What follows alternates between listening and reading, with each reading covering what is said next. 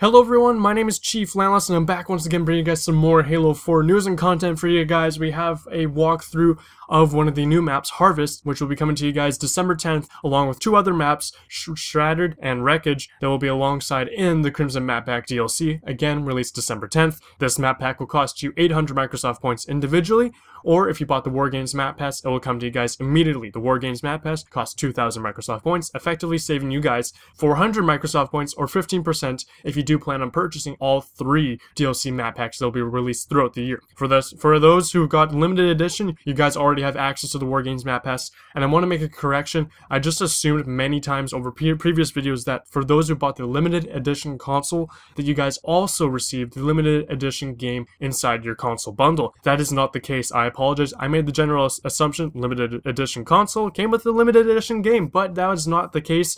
I'm really surprised that it didn't. So for those who got the limited edition console, how many times I'm going to be saying limited, but you guys don't have the Wargames Map Pass, unfortunately, so you either have to buy it individually or buy the Wargames Map Pass. Your choice. I do recommend, though, if you're going to get all three DLC map packs, get the Wargames Map Pass. You're just going to be saving money.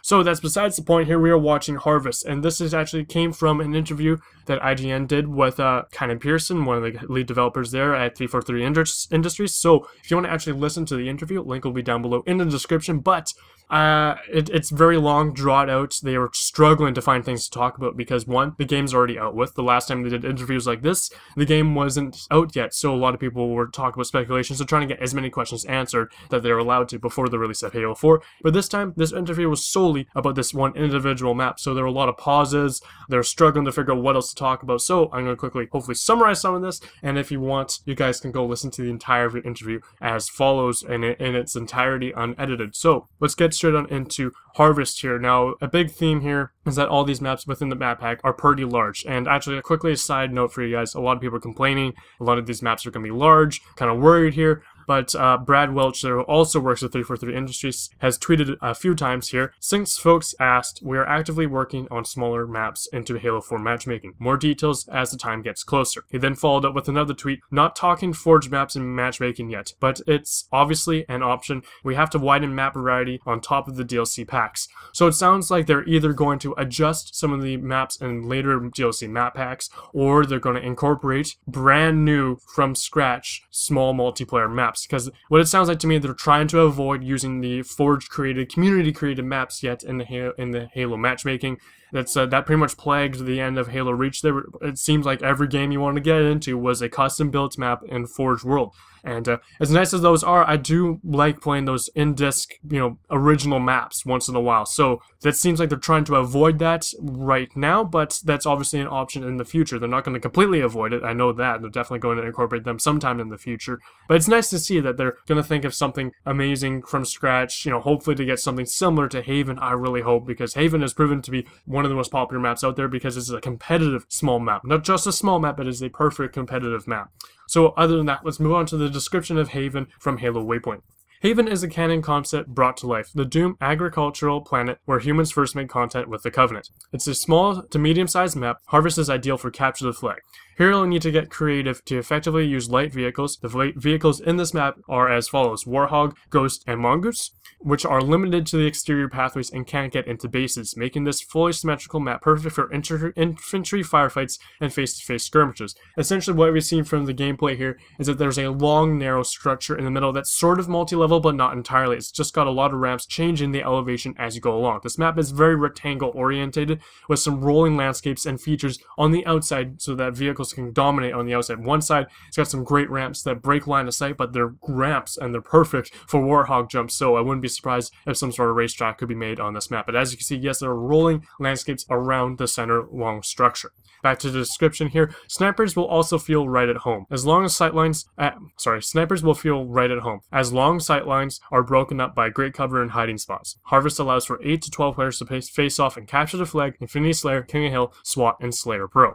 So there we go. That's the description from Halo Waypoints. There, they've got perfect line of sight covers, like they said here. Great for vehicle jumps. They're just asking for your ability to just drive off with a Warhog. It's just too tempting not to. This map is very CTF focused.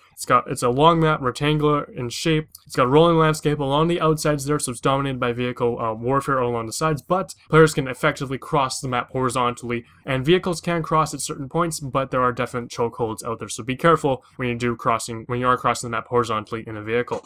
Like I said, it is sort of multi-level, but not entirely. There are a few multi-level segments, but from the looks of it, it's mostly just rolling ramps throughout that center structure in the middle. It is symmetrical focused channels per engagement, so they're trying to provide a solid, straight head-on-head confrontations within this. There are very few flanking routes within this map. You can circle around with a few Warhogs, but it's not entirely flanking because it is a straight rectangular map. It's not a big square one. It's not a big circle one. It is a rectangular map, and it's actually located on the planet Harvest. For all you guys that are interested in the Halo lore and have read the books, this is the first time a map has ever been created to describe and showcase the planet Harvest, which is essentially what the description entails. It is a planet that is constantly outsourcing the resources and harvesting the planet. So this is kind of cool here. This is an older map in the Halo lore and planets, so I don't know. Leave me your guys' thoughts down below. I'm definitely more excited to hear the news about that. They're definitely going to have some smaller maps in the works, hopefully. And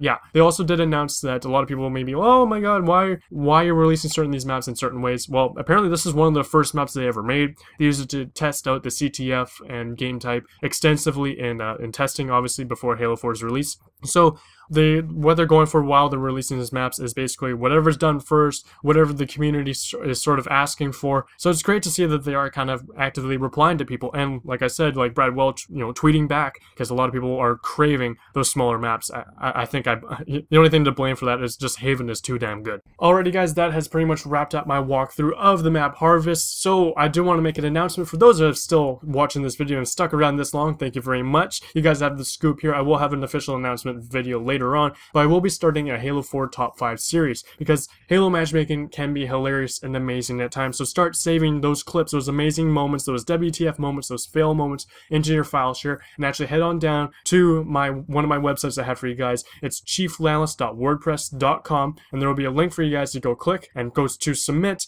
any of your clips to the series. So all you have to do is basically briefly describe your clip, enter your gamer tag, enter the name as it appears in your file share, and then select the appropriate category that your clip does fall under, and hopefully you'll see your clips showing up in series yet to come on my channel. So hope you guys enjoy. Start saving those clips in file share.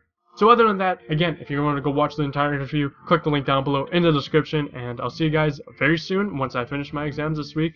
For those who are in school, study hard, and I shall be back playing Halo 4 very soon, and by the time my exams are done, the Crimson Map Pack will be released. So my name is Chief Lanlis. I hope you guys enjoyed. Leave a like or a favorite, as it greatly helps out my channel. Subscribe if you haven't already for more Halo 4 news, content, Let's Plays, and more on my channel. Again, my name is Chief Lanlis, and I'm signing out.